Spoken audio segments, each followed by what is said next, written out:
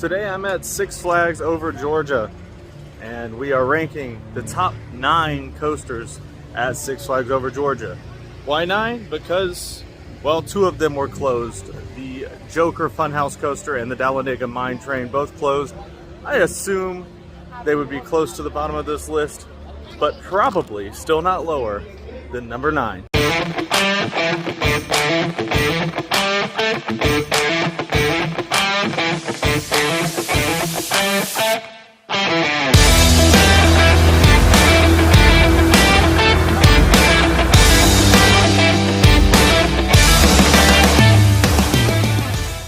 At number 9, by far last in the park.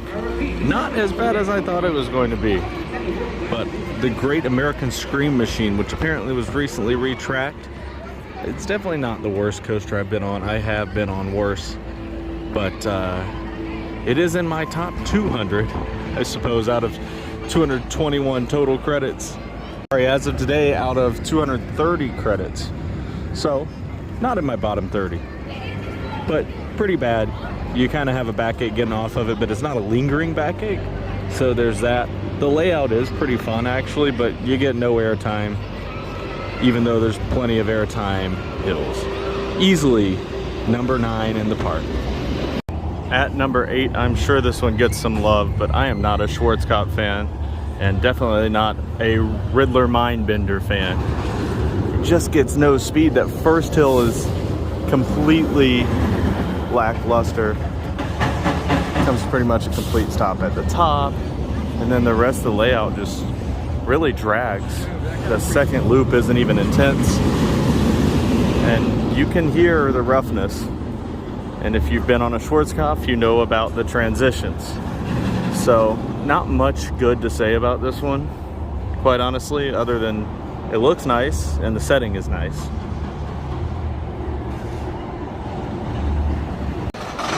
At number 7 is the park's Vekoma Blue Streak. This is another one that was recently refurbished. Newer trains on there with the new outward handlebars, as you can see. So it's not a headbanger anymore. I assume it was. Still rough, still, you know, nasty transitions. And you can tell it's old when it's got the roller coaster tycoon style double corkscrew in there, just same element right after one another.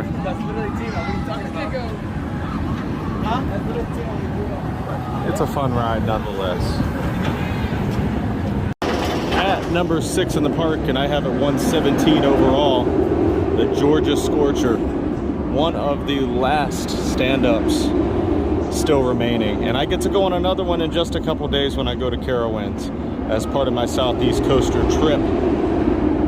Be sure to watch more from that playlist. This one is, it's the smoothest stand-up I've ever been on. It does definitely have the D&M rattle. Not the worst D&M rattle in the park, but it is one of the loudest coasters in the park. Wow. But a lot of fun still. And you know, for you guys who say it hurts your balls, just push the seat down a little bit before you get locked in place, and then you're fine. Suck it up. At number 5, just a hair above the Scorcher, basically a tie. I have it 1 overall in my standings ahead, is Daredevil Dive Coaster. This is only my 2nd Gerstlauer and was the most underwhelming credit of the day. I was expecting a lot more, especially because the other one I've been on, Hang Time, is so much better. And it's also a dive coaster, also by Gerstlauer. So this one, you don't really feel many forces at all. It's glass smooth, but no forces, no airtime really. Just a couple cool inversions, and you do get really good hang time right there. And by the way, if you didn't know, a few days ago I posted the tips and tricks on what to do and what not to do in Georgia, or at Six Flags over Georgia. Some mistakes you might make if you don't watch that video. So go ahead and watch that now.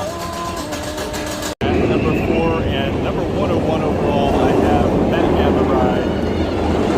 And this is the clone I have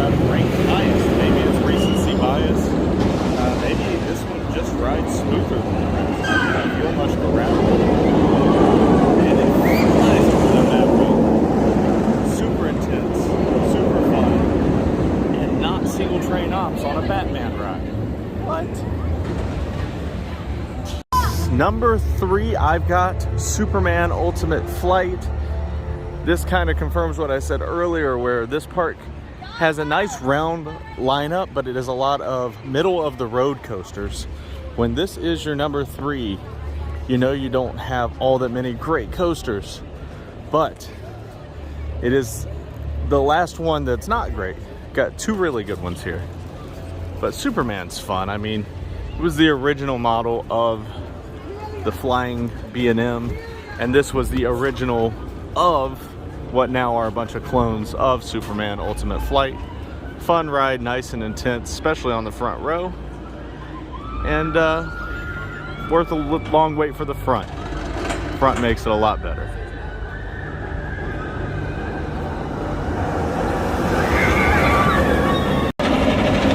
Number 2 is Goliath. And that helix is a nice little gray out moment. This ride, as you can see, rides nice and close to the ground. And actually, the first half of this coaster is slightly underwhelming. You can see the big first drop in the corner. It's almost a hyper coaster. It's about 185 feet tall. Obviously B&M. And the first drop is underwhelming, but after that you get a ton of airtime, especially, it's the first hyper I've ever said it about, the front. The front is so much better, because the only reason this is ranked so low, I have it ranked 48 overall out of all my coasters, the rattle is really, really bad. The worst B&M rattle I've ever felt, except for Scream, which is in like my bottom 20. So the rattle keeps it from being a top 20 coaster, but it's still top 50, because the second half, you just fly through the course, and just, it's one of the few hyper coasters with both floater and ejector, including a massive ejector moment right before the end. But that helix is one of the best turnarounds in the game too. The ride is currently down, but I got to ride it a bunch earlier. This is the definitive number 1 of the park. No rattle on this one, just nice smooth RMC. It's not one of the taller RMCs, but it does barely make my top 20 at exactly number 20. It's got, I think, 4 inversions, and they're really fun ones. There's no hang time on this, which is interesting for an RMC, but kind of good that it's not quite the same as all the others, which I like. So yeah, I was gonna catch one more ride before I went, but alas, it's down, and I am ready to drive on to Charlotte. So that's my top 9 coasters. Agree, disagree.